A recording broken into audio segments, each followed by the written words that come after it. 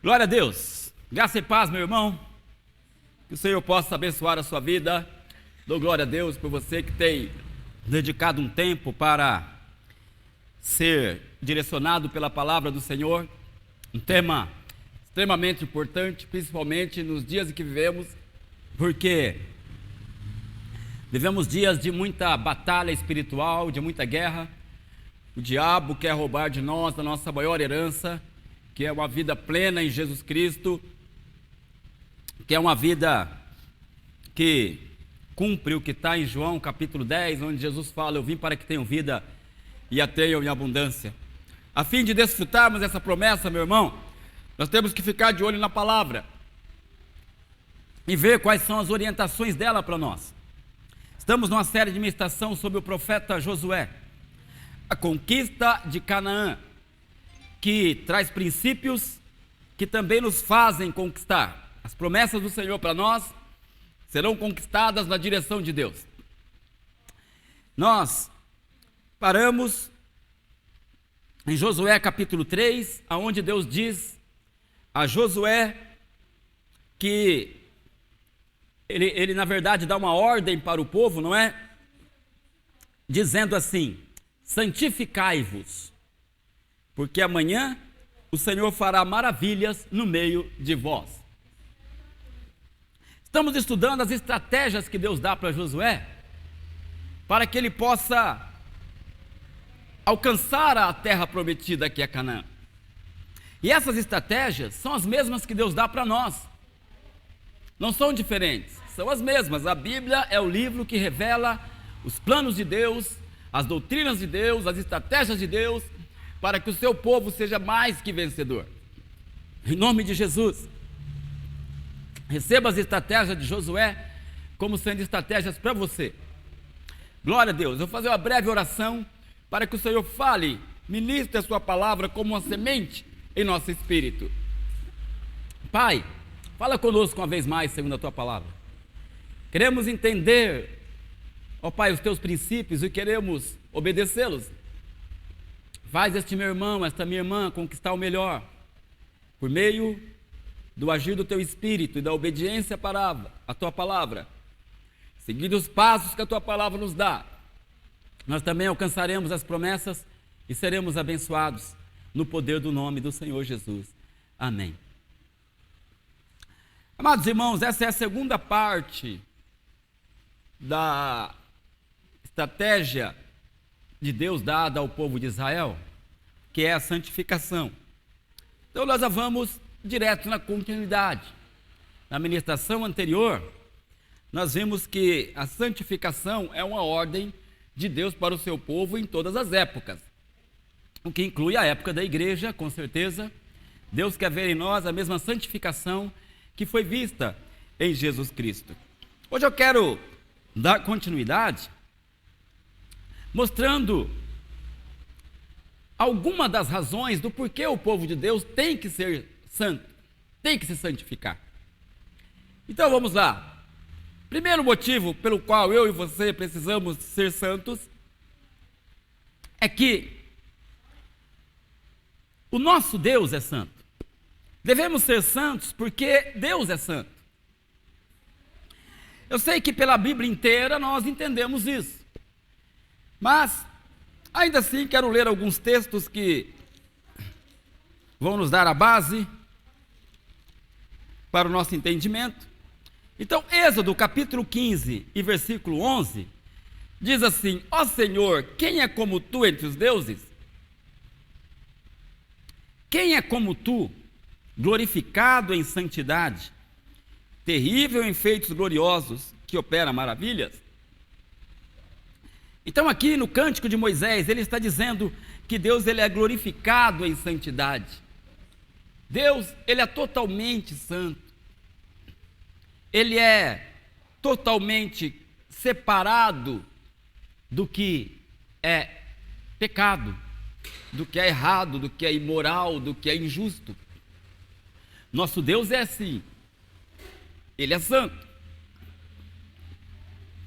Ainda Isaías capítulo 6, versículo 3, na visão que Isaías teve dos serafins que estavam ali na presença do Senhor, diz o versículo 3, Isaías 6, que eles clamavam uns para os outros, dizendo: Santo, Santo, Santo é o Senhor dos exércitos, toda a terra está cheia da sua glória. Então a Bíblia diz que, sem parar, eles declaravam a santidade do Senhor. O Senhor é santo. Isto é algo já da natureza de Deus. O Senhor é santo e a sua santidade tem que ser reconhecida por todos nós. Ainda vou ler 1 João no capítulo 1 e do versículo do 1 ao 5. 1 João, não o Evangelho, mas a primeira carta de João lá no final do livro da Bíblia. Então João diz: ora, a mensagem que da parte deles temos ouvido e vos anunciamos é essa, que Deus é luz, e não há nele treva alguma. Se dissermos que mantemos comunhão com ele e andarmos nas trevas, mentimos e não praticamos a verdade. Se porém andarmos na luz como ele na luz está, mantemos comunhão uns com os outros, e o sangue de Jesus, seu Filho, nos purifica de todo o pecado. Então veja, João destaca que Deus é luz, e não há nele treva alguma. A palavra treva aqui tem a ver com as trevas morais. Não está dizendo de trevas naturais, que é a escuridão, não. Trevas, em Deus não há trevas, em Deus não há nada que condene, que vai contra os princípios da própria palavra dele. Na verdade, é um texto que simplesmente está revelando uma vez mais a santidade de Deus. Sabemos ainda que, quando se fala de Deus, fala-se da Trindade, não é? Deus Pai é santo, segundo os textos que lemos. Jesus Cristo, ele é santo, com certeza. Mesmo enquanto esteve na terra, nós vemos na ministração anterior que ele se preservou totalmente de todo tipo de pecado e de qualquer desobediência a Deus. Ele se manteve na luz, se manteve em retidão, se manteve na palavra, se manteve totalmente santo na presença do nosso Pai. Assim é ele em natureza hoje, ele é Deus, ele é santo. Na terra, ele é santo. E agora ao lado do Pai, com os atributos divinos, Jesus Cristo, ele é santo. O Espírito, o nome já diz, é o Espírito Santo. Então, meus irmãos, nossa comunhão com Deus Pai, com Deus Filho, com o Espírito Santo, requer uma santidade. Isto por quê? Porque então a santificação vai nos identificar com Deus.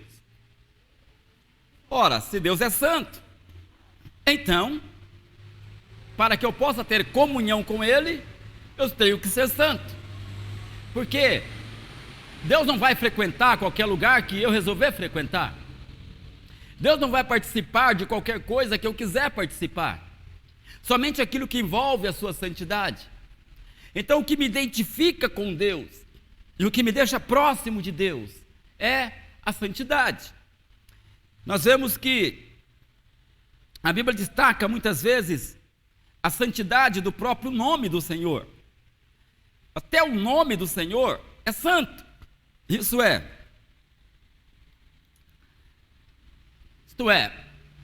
a Bíblia fala para nós não usarmos o nome do Senhor em vão, porque esse nome é santo, ele é separado, ele deve ser tratado com seriedade, para aquilo que é santo e para aquilo que é sério. Deus não permite sequer piadas, brincadeiras com o seu nome, porque o seu nome é santo. Salmo 99:3 diz: celebrem eles o teu grande nome e tremendo, porque é santo. Vou ler de novo, porque eu dei uma engasgada aqui. Celebrem eles o teu nome, grande e tremendo, porque é santo. O nome de Deus, ele é grande e tremendo, porque é santo. O nome do Senhor é santo, meus irmãos. O profeta Isaías também nos dará eu não vou dizer essa informação, mas eu vou dizer essa lembrança da santidade no nome do Senhor. Diz assim, Isaías 29, 23. Mas, quando ele e seus filhos virem a obra das minhas mãos, no meio deles, santificarão o meu nome. Sim, santificarão o santo de Jacó e temerão o Deus de Israel. Deus fala nesse texto sobre santificar o seu nome. Claro que o nome está ligado à pessoa, não é? Quando Deus fala, o meu nome é santo, é justamente porque Ele é santo. O nome o representa. Mas nós sabemos que o nome de Deus, quando invocado, Ele realiza coisas tremendas, porque santo é o seu nome. Mateus, no capítulo 6, o Senhor Jesus nos deixou um exemplo de oração. A oração do Pai Nosso, que nós chamamos, outros chamam de a oração do Senhor, a oração que é exemplo, não é? E lá, no decorrer desta oração modelo, Jesus fala, Pai Nosso que estás no céu, santificado seja o teu nome. Então Deus, Ele é santo, seu nome é santo, todos os seus atos são santos, e quando nós então buscamos a santificação, nós estamos nos identificando com Ele, nós estamos nos tornando um com Ele, porque Ele é santo, então eu sou santo. Se nós somos santos, tanto Deus como nós, então na verdade, irmãos, é que nós nos misturamos. Nós nos misturamos. Eu nem vou dizer que nós andamos junto, porque andar junto é assim, é Ele do lado. Mas Deus, Ele mora, Ele habita em mim. Então eu me envolvo mais em Deus, eu sinto mais a sua presença, eu me sinto cheio da presença e da unção de Deus quando eu estou em santidade. Por quê? Porque eu estou identificado com Ele. E assim Ele se torna, vamos dizer essa expressão, Ele se torna maior na minha vida, porque Ele é santo. E a santidade dEle, eu estou de acordo com ela. Se eu pecar, não significa que Deus vai se apartar de mim assim, Ele foi embora porque eu pequei. Não. Mas é como diz a palavra, não entristeçais o Espírito Santo do Senhor. E quando eu entristeço o Espírito, automaticamente eu também abafo a operação do Espírito. Eu apago o Espírito. Então ainda que Ele está em mim, mas Ele não se move em mim. Ele não opera em mim. Eu não sinto, porque é como algo estacionado, é como algo parado. Então não é que Deus nos some das nossas vidas quando pecamos, mas a nossa vida fica sem a essência do Pai. E é claro que se mantivermos constantemente em pecado, pecados de rebelião, o Senhor acaba se afastando de nós, às vezes até definitivamente. No entanto, quando você anda em santidade, você se sente envolvido em Deus, porque Deus é santo. Essa é a primeira razão de nós preservarmos a santidade, é para nos identificar com o nosso Deus e Ele poder agir por nós. Em Amós, profeta Amós, no capítulo 3 e também o versículo 3, o Senhor, Ele reprova algumas atitudes do povo de Israel. E nessa reprovação, nessa repreensão a Israel, Ele faz a pergunta, que é uma pergunta para reflexão. Ele pergunta, andarão dois juntos, se não houver entre eles acordo? Então, o que Deus quer com essa pergunta? Ele quer dizer a Israel, como eu posso andar com vocês, se uns são os meus caminhos e outros são os seus? Duas pessoas não podem andar juntos se não houver acordo. Como é que você pode andar junto com uma pessoa se você decidiu ir para a direita, mas a pessoa não, ela quer ir para a esquerda? Ora, um dos dois vai ter que ceder. Ou será cada um andando individualmente? Por quê? Porque um quer ir para lá, mas o outro quer ir para cá. Então não tem como andar junto. Para andar junto tem que decidir o caminho. Olha, você pode ir até aquele lugar comigo? Ou alguém simplesmente fala, este é o caminho, então vamos por aqui. Agora, se um quer andar para um lado, o outro quer andar para o outro, então não dá para andar junto, é o que Deus quer dizer. Deus, Ele decidiu andar em santidade. Deus decidiu que ele vai andar na luz. Deus decidiu que vai andar em justiça, em retidão. Se eu decidir andar em pecado, como é que Deus vai andar comigo?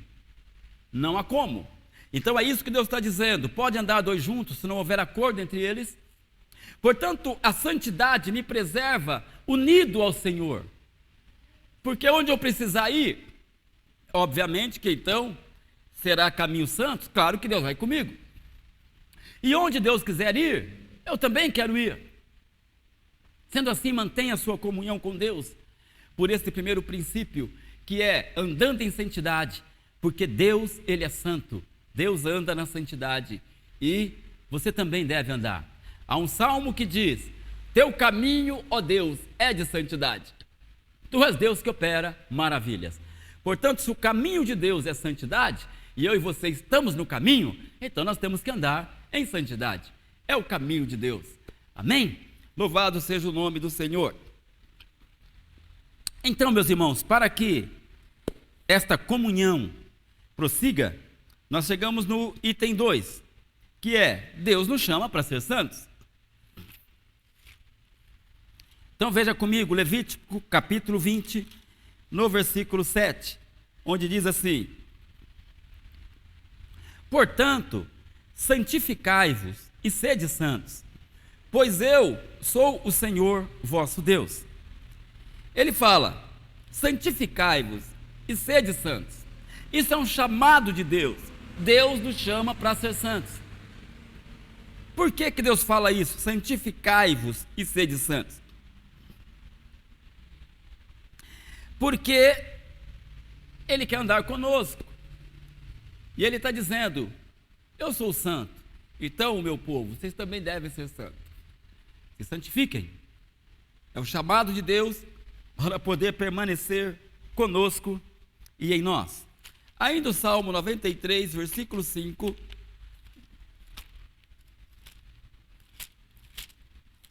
Salmo 93, versículo 5. Está assim: fidelíssimos são os teus testemunhos. À tua casa convém a santidade, Senhor, para todos sempre. Veja, à tua casa convém a santidade. A casa de Deus deve ser santa. Quando se fala casa de Deus aqui, meus irmãos, obviamente que se refere às pessoas que participam da casa, porque sabe que casa na Bíblia geralmente tem o sentido de família. Por exemplo, Josué dizer: eu e a minha casa serviremos ao Senhor. Quando ele fala eu e a minha casa, ele quer dizer eu e a minha família. Eu e meus filhos, eu e minha esposa. Assim é quando se diz que a tua casa, ó Deus, convém a santidade. Isso é, os que frequentam a igreja, os que frequentam a casa de Deus.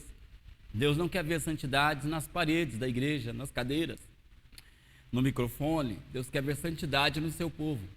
Porque isso convém ao povo de Deus, a santidade. Porque é próprio da família de Deus.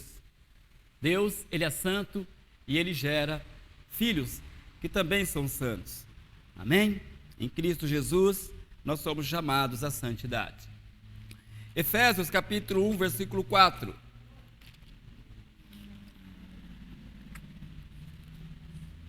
Efésios capítulo 1, versículo 4. A palavra de Deus diz assim: assim como nos escolheu nele antes da fundação do mundo, para sermos santos e irrepreensíveis perante ele.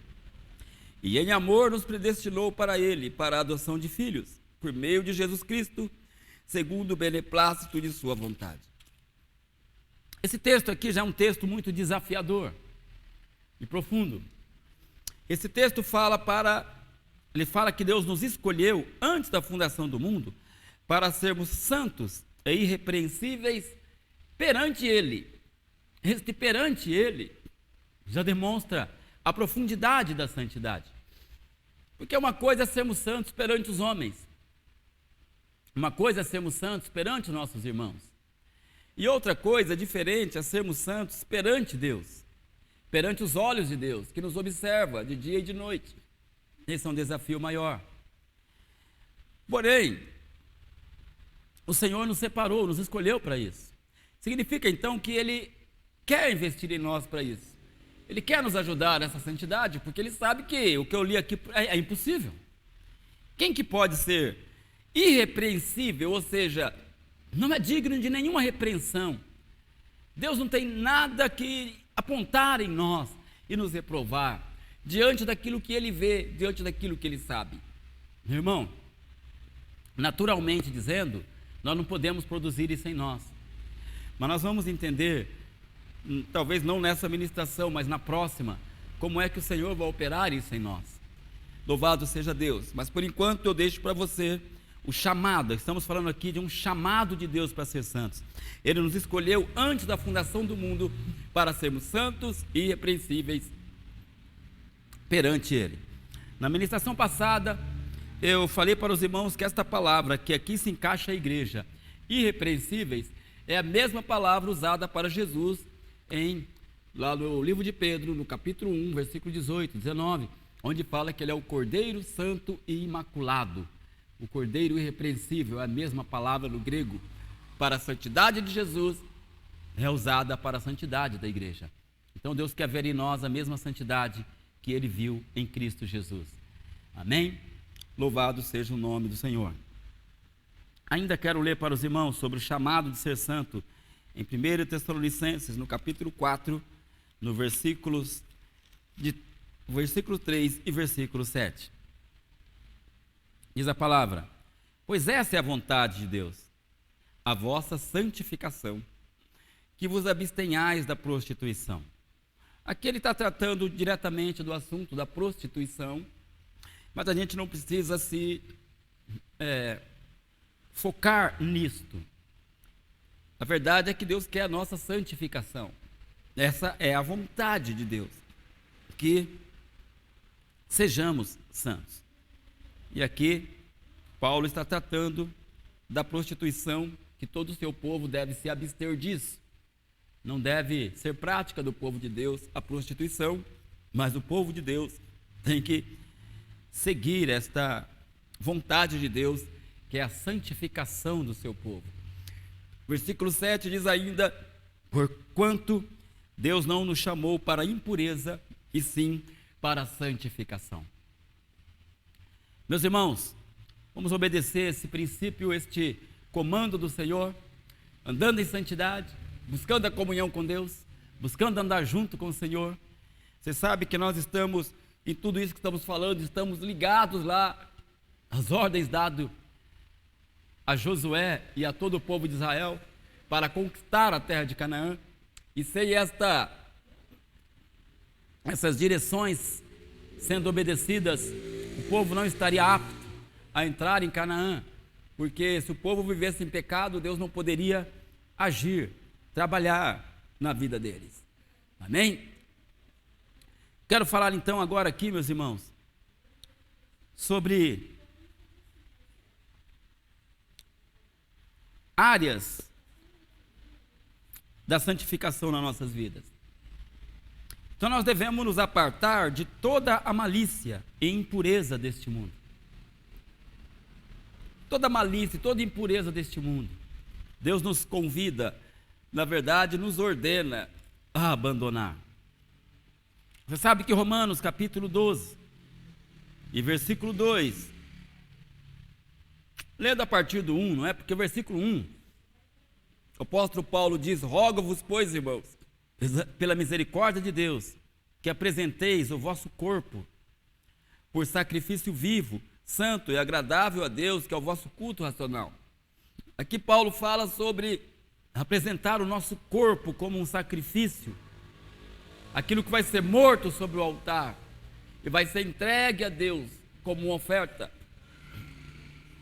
E ele fala que esse é o nosso melhor culto a Deus, é poder viver de forma separada da maneira com que anda o mundo. Então o versículo 2 ele fala: não vos conformeis com este século, ou com este mundo, não vos conformeis, significa, não seja conforme o mundo é, não deixe o mundo ditar as regras na sua vida, porque o mundo, ele realmente prova aquilo que Deus fala em Amós 3,3. Pode andar dois juntos se não houver entre eles acordo. Deus não é conforme esse mundo, irmãos. Deus, ele é fora desse sistema do mundo. E quando o crente quer andar conforme o mundo anda, então Deus não pode andar com ele. Paulo então fala: não vos conformeis com este século, não seja conforme o mundo, não tome a forma do mundo, mas transformai-vos pela renovação da vossa mente. Ou seja, Deus tem uma mente nova, a gente tem que pensar de forma diferente, nós temos que agir de forma diferente, porque primeiro pensamos de forma diferente, nós pensamos segundo a palavra, e nós andamos segundo a palavra do Senhor. Quando fazemos isso, quando não nos conformamos com esse sistema mundano e pecaminoso, então nós podemos experimentar qual é a boa, agradável e perfeita vontade do nosso Deus. Glória a Deus. Efésios capítulo 5, versículo de 3 a 8. O apóstolo Paulo agora vai nos dizer assim, ó: mas a impudicícia é mais uma palavra para os pecados da carne, a fornicação, o adultério, né? Fornicação é o sexo antes do casamento, todo tipo de relação sexual fora do casamento. Então a Bíblia coloca aqui a impudicícia. E toda sorte de impurezas, ou cobiça, nem sequer se nomeia entre vós, como convém a santos, nem conversação torpe, nem palavras vãs, ou chocarrices, coisas essas inconvenientes, antes, pelo contrário, ações de graça. Sabeis, pois, nenhum incontinente, ou impuro, ou avarento, que é idólatra, tem herança no reino de Cristo e de Deus. Ninguém vos engane com palavras vãs, porque por estas coisas vem a ira de Deus sobre os filhos da desobediência. Portanto, não sejais participantes com eles, pois outrora erais trevas, porém agora sois luz do Senhor, andai como filhos da luz. Então veja, meus irmãos, que aqui o apóstolo Paulo, ele até prossegue, né? Mais para frente ele vai falar sobre embriaguez, ele vai falar sobre outras práticas mais que não agradam o Senhor. E continua até falando sobre o lar cristão, sobre o amor do marido para a mulher com o marido, com os filhos. Ele prossegue. São comportamentos mundanos, errados, que atraem a ira de Deus. E ele até fala: não deixe ninguém te enganar com palavras vãs, principalmente nos dias de hoje, onde a pessoa está perdendo a noção do que é pecado. As pessoas estão dizendo que Deus já não olha mais se você peca, se você erra. Vivemos no tempo da graça e tudo está liberado. Não é assim. O apóstolo Paulo fala: não deixa ninguém te enganar com essas palavras vãs. Estas coisas atraem, continuam atraindo a ira de Deus sobre os filhos da desobediência. E aqui ele cita então, voltando aqui, impureza, que são pecados relacionados à carne, não é? A pornografia, o pecado diretamente sexual, né? Cobiça. Ele fala, tem coisa que não tem nem que se nomear, não tem nem que ser o nosso assunto. Somos chamados para a pureza, a santificação. Ele fala também de conversação torpe, ou ditos indecentes, picantes, maliciosos. Meu irmão, não tem nenhum problema você contar piadas, você fazer gracejos, mas desde que seja tudo decente. Tem piadas impuras, e é isso que Paulo fala aqui, ditos indecentes, palavras picantes, maliciosas, termos inadequados. Estas coisas não agradam a Deus.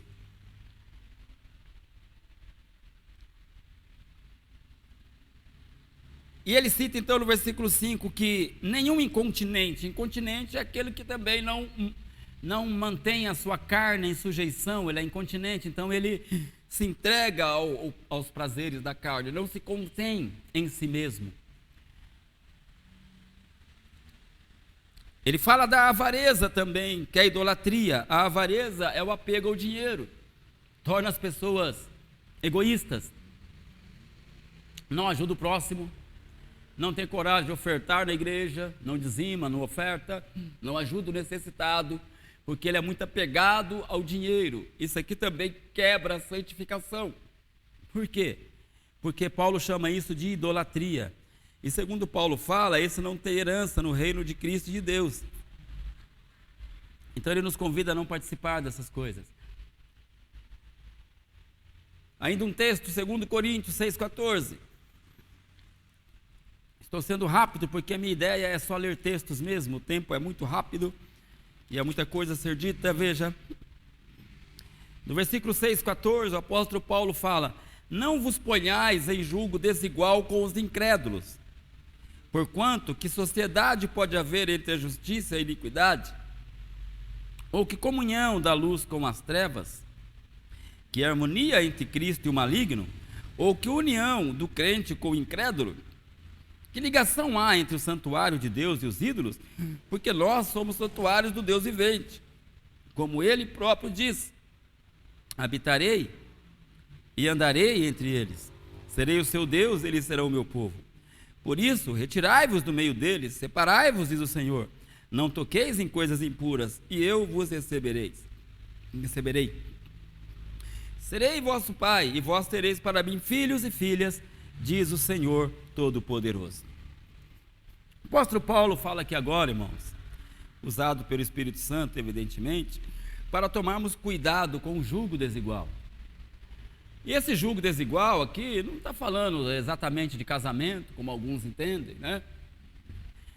Mas de comportamentos.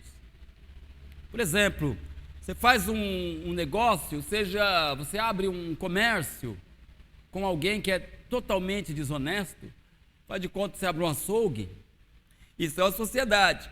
E a Bíblia fala aqui a respeito de sociedade com o ímpio. Suponhamos que esta pessoa quer roubar os clientes, não é? Ele quer roubar o peso lá da carne para vender, fala que a carne é de primeira e é de segunda, sei lá, ele faz uma propaganda da carne que é mentirosa, e você, por temor a Deus, não quer fazer daquela maneira. Aí ele quer enganar no peso, quer enganar no preço, quer enganar na emissão da nota fiscal, e aí você que é justo, quer fazer tudo certinho, começa a haver contenda entre vocês. Ou às vezes você até se rende porque ele te convence que se não for assim vocês não têm lucro. Então, o incrédulo muitas vezes vai te fazer caminhar por um caminho errado. Então o apóstolo Paulo até fala aqui, né, a respeito do... É como o jugo, não é? Duas pessoas com jugo caminhando na mesma direção. Quem está amarrado com o outro, ligado por um jugo, tem que andar junto, não dá para andar separado. E aí isso é um laço para a sua vida. Todo tipo de sociedade que você faz com o incrédulo e com o ímpio, você está arriscado a viver em pecado. Então entenda, não é discriminando quem não é crente, não é isso. Tem pessoa que não é crente, mas é honesto, então tudo bem. Não tem problema nenhum você ter uma sociedade com quem é até de outra religião, mas é justo, é honesto, não vai te colocar em laço. É assim que eu entendo o texto. Eu não entendo Paulo aqui discriminando pessoas só porque não é da mesma fé dele, então é do diabo, então é do maligno. Ah, eu não vou casar com aquela mulher porque ela é do Satanás. Não é assim, irmão. O crente pode casar com quem não é crente? Eu tenho convicção de dizer que sim, pode. Mas, então o que o texto quer dizer? O texto quer dizer que este casamento não pode te levar a andar em idolatria, por exemplo, feitiçaria, bebedice. É óbvio que é muito melhor, você deve se relacionar e casar com quem professa a mesma fé que você. Lógico, Porque vocês vão junto para a igreja, vocês vão junto lá para o acampamento, vocês vão junto lá para o seminário, e quando a pessoa é crente, a outra não é, então o marido quer ir para a igreja, mas a mulher quer ir para a balada, e aí? Aí a mulher quer colocar um ídolo dentro de casa e você não concorda. Então vai haver contenda, vai haver confusão, vai haver desacordo. O que eu quero dizer é que não é que então a pessoa é do diabo, a pessoa não, mas vai ter esses problemas. Então melhor é que você se case com quem é da mesma fé. O que eu quero dizer é que, no entanto, não significa que nós vamos discriminar pessoas, e que se você pecou porque casou com aquela pessoa, como se aquela pessoa fosse um demônio. Claro que não. É só porque é necessário andar junto. Viver em paz é isso, viver em acordo. Amém? Então, se você é casado com quem não é crente, saiba, olha, para que o Senhor a alcance. Mas enquanto isso não acontece, respeite ela como seu cônjuge, ame ela como sua esposa ou ele como seu marido, e não pense que por isso está havendo condenação na sua casa de forma alguma. Mas é necessário nos apartar de tudo aquilo que é um laço para nossas vidas. Nunca viva de forma desonesta, nunca viva de forma pecaminosa, mas viva sempre de forma santa, como o Senhor requer de nós. Ainda agora, Tiago capítulo 4, versículo 4. Tiago 4 e 4. Diz assim: infiéis, não compreendeis que a amizade do mundo é inimiga de Deus? Aquele, pois, que quiser ser amigo do mundo, constitui-se inimigo de Deus. Ou supondes que em vão afirma a Escritura, é com ciúme que por nós anseia o Espírito, que Ele fez habitar em nós? Meus irmãos, veja que palavra séria e direta. Primeiro, ele chama um grupo, obviamente, que dentro da igreja, ele chama de infiéis. Vocês são infiéis. E por quê? Vocês não compreendem que a amizade do mundo é inimiga de Deus? Quando o Tiago fala isso, ele está falando do sistema pecaminoso do mundo, e não tudo que tem no mundo. Tem muita coisa no mundo que é simplesmente a vida natural, é algo sadio, é algo necessário para nós, mas ele fala desse sistema que domina o mundo, como Jesus fala dos tempos de Noé: bebiam, casavam, davam-se em casamento. Quando Jesus fala isso, é no contexto da bagunça, da zoeira, das baladas de hoje, dos fluxos de hoje, das orgias, do sexo livre, do cigarro, esse mundanismo, que muitas vezes, mesmo que em menor grau ou proporção, não sei, muitos crentes têm participado, porque vai achando que tudo é normal. Então o Tiago está dizendo: você não compreende que a amizade do mundo é inimiga de Deus? E aquele que quer ser amigo do mundo, ou seja, participar dessas coisas todas, então entenda uma coisa: você se constitui inimigo de Deus, porque Deus é contra tudo isso.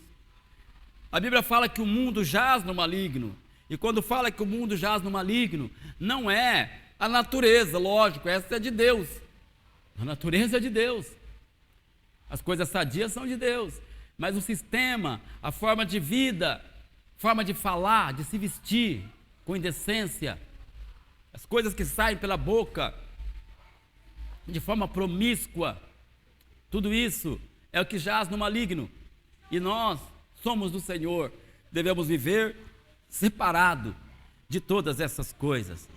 O texto diz que Deus tem ciúmes de nós, Ele não nos quer ver participando dessas coisas, Ele se incomoda quando vê o seu povo andando de forma mundana e indecente. Amém? Somos chamados para a santificação. 1 João capítulo 2, versículo 15. 1 João 2,15 diz: não ameis o mundo, nem as coisas que há no mundo. Se alguém amar o mundo, o amor do Pai não está nele. Porque tudo que há no mundo, a concupiscência da carne, a concupiscência dos olhos e a soberba da vida, não procede do Pai, mas procede do mundo. Ora, o mundo passa, bem como a sua concupiscência, Aquele, porém, que faz a vontade de Deus permanece eternamente. Bom, esse texto é semelhante ao de Tiago. Fala para nós não amarmos o mundo e nem queremos o que o mundo tem a oferecer. Porque se nós desejarmos essas coisas, então o amor do Pai não permanecerá em nós. Tudo começa lá onde nós falamos, Deus é santo. E a única forma de manter comunhão com Deus é em santidade. E a palavra santo significa separado. Agora, Deus quer nos separar do quê? Justamente do sistema do mundo. E é muito importante nesta época destacar o que Paulo falou lá em Efésios. Não vos deixe enganar. Tem pessoas enganando já a igreja, falando que a igreja tem que se modernizar. A igreja não pode ficar mais vendo tudo é pecado, tudo é errado. Então existe agora uma liberalidade dentro da igreja, onde tudo é permitido. O povo anda como quer, se veste como quer, fala como quer. Já tem pastor dizendo que droga é cultural, bebida é cultural, cigarro é cultural. E até um pastor bem conhecido no Brasil, que um jovem foi disciplinado na igreja porque estava no uso da maconha e toca instrumento na igreja, ou tocava. Foi repreendido pelo pastor, foi tirado do seu cargo, até mudar de vida. E procurou este outro pastor que disse a ele: você estava numa igreja de religioso, porque o que contamina o homem não é o que entra pela boca, mas é o que sai pela boca. Ele quer dizer, crente pode fumar maconha, porque isso é o que entra pela boca. Crente pode beber, porque isso é o que entra pela boca. Então, o que contamina é o que sai, não é o que entra. Veja o que pastores já estão pregando. Que não existe pecado para o que entra, somente para o que sai. Aí eu até diria ironicamente, então, primeiro a fumaça da maconha entra, mas depois sai, não é? Então, o que sai é pecado. Meu irmão, Paulo diz, não deixa ninguém te enganar. E é ruim quando um pastor quer te enganar, porque você confia no homem de Deus, um mestre da palavra, porque aí você fala, ele que está dizendo, ele é um líder. Fique com a palavra do Senhor e mantenha fora a sua vida desse sistema do mundo e não deixe ninguém te enrolar com palavras. Quero ler para você ainda Apocalipse capítulo 18, que já é o final de todas as coisas, né? Apocalipse fala do final. Aqui fala sobre a queda da grande Babilônia. A Babilônia, aqui em Apocalipse, não é uma cidade, porque a cidade de Babilônia não existe mais. Foi destruída, aquela Babilônia onde o povo foi levado cativo. Não existe mais. Então aqui a Babilônia, na verdade, é só um nome dado para o sistema com que o mundo vive, que envolve religião falsa, mas envolve também a política, envolve tudo. Babilônia é aquilo que envolve o mundo na sua totalidade, totalmente fora dos planos de Deus. Não participe da Babilônia. A grande Babilônia, ela vai ser destruída. E aí então, a respeito disso, a Bíblia vai dizer assim, deixa eu ver logo um versículo específico, né? Até o 2. Então exclamou com potente voz, dizendo: caiu a grande Babilônia e se tornou morada de demônios, covil de toda espécie de espírito imundo e esconderijo de todo gênero de ave imunda e detestável. Pois todas as nações têm bebido do vinho do furor da sua prostituição. Com ela se prostituíram os reis da terra, também os mercadores da terra se enriqueceram à custa da sua luxúria. O versículo 4 então diz: ouvi outra voz do céu dizendo: retirai-vos dela, povo meu, para não serdes cúmplices em seus pecados, e não participeis dos seus flagelos, porque os seus pecados se acumularam até o céu, e Deus se lembrou dos atos iníquos que ela praticou. Veja, irmão, aqui o anjo traz uma exortação dizendo: povo de Deus, retirem-se dessa Babilônia, não participem dos seus erros, dos seus pecados. Babilônia, aqui eu vou repetir, é o sistema do mundo. Há quem quer interpretar isso aqui como a grande religião de Roma, tal. Não, irmão, Babilônia aqui é um conjunto que envolve tudo. E ele fala: povo meu, retirem-se deste meio, não se tornem cúmplice daquilo que a Babilônia tem a oferecer. Então você que é de Deus, cuidado com a forma com que você anda. Não deixe o mundo ditar as regras para você, mas separe-se, seja santo, viva segundo a palavra, porque Deus vai te fazer conquistar as suas promessas. Glória a Deus. Por último, eu quero dizer agora, irmãos, algo até mais difícil e de discernimento. Primeiro item, só para lembrar aqui: devemos ser santos porque Deus é santo. Então a santificação nos identifica com Deus. Segundo, Deus nos chama para ser santos. Então santificação já é um chamado de Deus. Terceiro, devemos nos apartar de toda malícia e impureza deste mundo. Foi o que falei agora. E quarto, veja só isso: devemos nos afastar daqueles que se dizem cristãos e andam em condutas mundanas. Agora, irmãos, Deus nos chama para nos apartar daqueles que falam que são irmãos, daqueles que falam que são crentes, daqueles que dão glória a Deus, aqueles que pulam aqui numa manifestação do Espírito, muitas vezes falam em línguas, no entanto, têm condutas mundanas. A respeito desses, a Bíblia fala que Deus odeia a duplicidade. São hipócritas. Veja o que a Bíblia fala a respeito. 1 Coríntios, capítulo 5, versículo 9 ao 13, diz assim, ó: já em carta vos escrevi que não vos associasseis com os impuros. Refiro-me com isso não propriamente aos impuros deste mundo, ou aos avarentos, ou roubadores, ou idólatras, pois neste caso teríeis que sair do mundo. Mas agora vos escrevo que não vos associeis com alguém que, dizendo-se irmão, for impuro, avarento, idólatra, ou maldizente, ou beberrão, ou roubador. Com esse tal, nem ainda comais, pois com que direito haveria eu de julgar os de fora? Não julgai vós os de dentro? Os de fora, porém, Deus os julgará. Expulsai, pois, de entre vós o malfeitor. Paulo está tratando de um caso específico de um homem que era tão imoral na igreja dos Coríntios que estava se deitando com a própria madrasta. Porém aqui, para explanar aqui o assunto, o apóstolo Paulo fala que nós não temos que ter comunhão, não é com o mundo lá fora, porque o mundo lá fora eles andam a si mesmo. Mas aqueles que Paulo diz que é irmão, então ele frequenta a igreja, mas ele é avarento, ele rouba, ele é idólatra,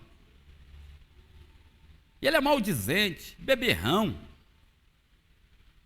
Então Paulo fala desses contendeiros que tem na igreja, imorais, cobiçando as irmãs, bebe, fala palavrão, mau comportamento. A Bíblia fala: com esse você não tem nem que comer junto com ele. Não se preocupe em dar paz do Senhor para ele, porque ele está na igreja, mas na verdade está aqui para tropeço. Veja, estou falando apenas o que diz a Bíblia. Veja onde deve chegar a nossa santidade, a ponto de rejeitar falsos irmãos, aqueles que se dizem irmãos, mas não são. No grego, pseudo-adelphos, falsos irmãos. Esses aí, a Bíblia fala para nós fugirmos deles. Amém? Mais um texto que vai reforçar essa ideia. Veja que coisa. 2 Timóteo, capítulo 3, de 1 a 9. 2 Timóteo, capítulo 3, de 1 a 9, diz assim: sabe, porém, isso, nos últimos dias sobrevirão tempos difíceis, pois os homens serão egoístas, avarentos, jactanciosos, arrogantes, blasfemadores, desobedientes aos pais, ingratos, irreverentes, desafeiçoados, implacáveis, caluniadores, sem domínio de si, cruéis, inimigos do bem, traidores, atrevidos, enfatuados, mais amigos dos prazeres do que amigo de Deus. Meus irmãos, isso que eu li aqui bem rápido, até aqui a impressão que se dá é que está falando só do mundo lá fora. Mas a partir do versículo 5, nós vamos ver que não se limita ao mundo lá fora, porque Paulo fala assim, ó, tendo forma de piedade, ou seja, tendo forma, são aqueles que até parecem ser santos, parecem ser cristãos, tendo forma de aparência de piedade, negando-lhe, entretanto, o poder. Foge também desses. Seja crente, seja não crente, foge desses. Pois entre estes se encontram os que penetram sorrateiramente nas casas e conseguem cativar mulherinhas sobrecarregadas de pecado, conduzidas de várias paixões. Veja o versículo 7, como dá mais uma dica que está falando também da igreja. Eu não vou dizer só da igreja, porque pode gerar um debate, mas o versículo 7 fala que aprendem sempre e jamais podem chegar ao conhecimento da verdade. Ou seja, aprendem sempre. Quando Paulo fala aprendem sempre, aprendem o quê? Aprendem a palavra, escutam a palavra, ouvem o conselho, são orientados. Então está falando da igreja, dos crentes. Então esses que a Bíblia fala, os egoístas, avarentos, blasfemadores, desobedientes, irreverentes, implacáveis, caluniadores, esses aí, irmãos, envolve os crentes também, porque aprendem sempre e nunca chega o conhecimento da verdade.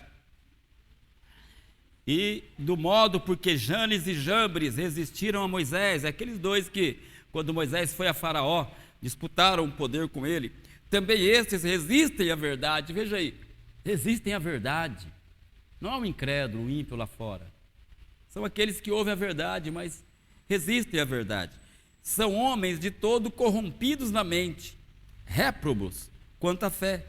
Eles, todavia, não irão avante, porque em sua insensatez será a todos evidentes, como também aconteceu com a daqueles. Mais uma vez, o apóstolo Paulo está dizendo para que nós não tenhamos comunhão com pessoas que, mesmo professando a mesma fé, mas têm um comportamento reprovado. Deus não quer a nossa comunhão com esses, para não sermos cúmplices nos seus pecados também. Amém? O Salmo 119, 113, o salmista fala que no seu apego ao Senhor, pela sua comunhão com Deus, ele fala assim, ó, aborreço a duplicidade, porém amo a tua lei. Ele aborrece a duplicidade. O que é duplicidade? Duplicidade, da palavra duplo, né? Lá em Tiago, no capítulo 4, versículo 8, fala, Tiago 4, 8, vocês que são de ânimos dobre, isto é, ânimo dobre significa, amo a Deus, mas também amo ao mundo. Prova as coisas de Deus, mas também prova as coisas do mundo. Eu falo glória a Deus, mas também falo meus palavrões. Eu ando em santidade, mas também ando em mundanismo. Então a Bíblia fala que isso é o ânimo dobre. São dois comportamentos andando igualmente, andando junto. Então, quando o salmista fala que aborrece a duplicidade, duplicidade na definição significa o falso, o fingido, o hipócrita. Deus, Ele quer que nós sejamos de uma mente só, de um comportamento só. E a nossa vida de santidade envolve também nós não nos comportarmos segundo crentes que, na verdade, têm um comportamento repreensível diante do Senhor.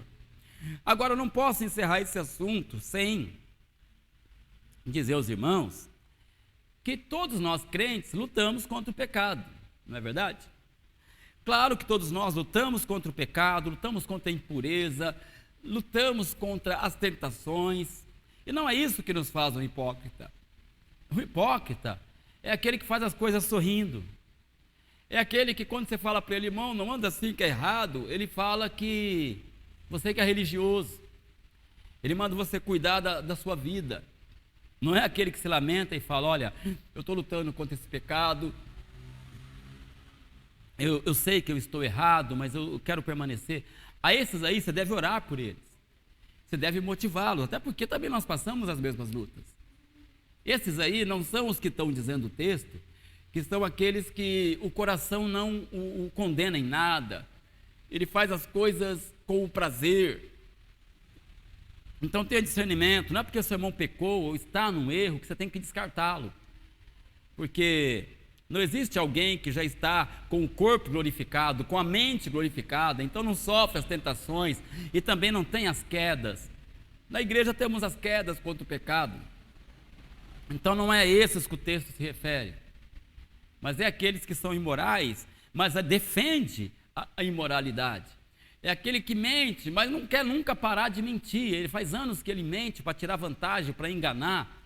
Ele vive enganando, ele vive mentindo, ele vive na orgia, na bagunça.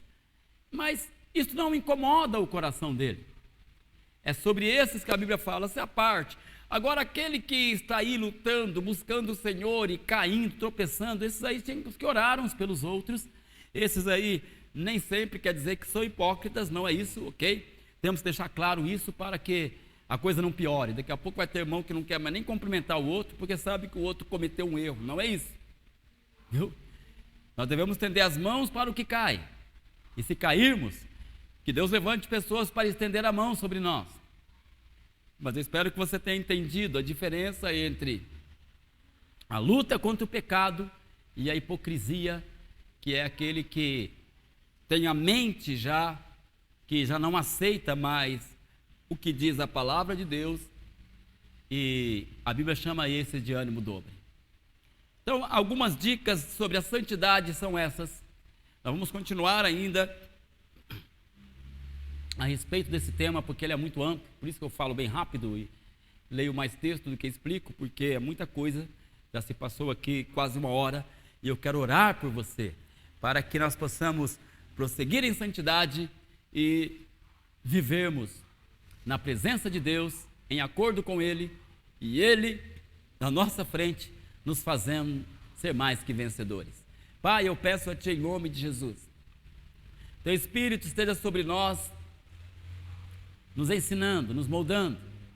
Estamos falando sobre santificação, que certamente é um dos temas mais difíceis, não de falar, mas de viver, que é o nosso maior desafio, dizer não, negar a nós mesmos, dizer não para todo tipo de coisa que a Tua palavra reprova. Então que o Senhor nos ajude, nos ensine, que nós possamos viver em santidade, para que possamos andar sempre na comunhão do Senhor. Abençoa o Teu povo, para que, vivendo este princípio, possamos alcançar todas as bênçãos que o Senhor reservou a nós, no poder do nome do Senhor Jesus. Amém. Deus te abençoe, meus irmãos. Fique ligado para a próxima ministração. Amém.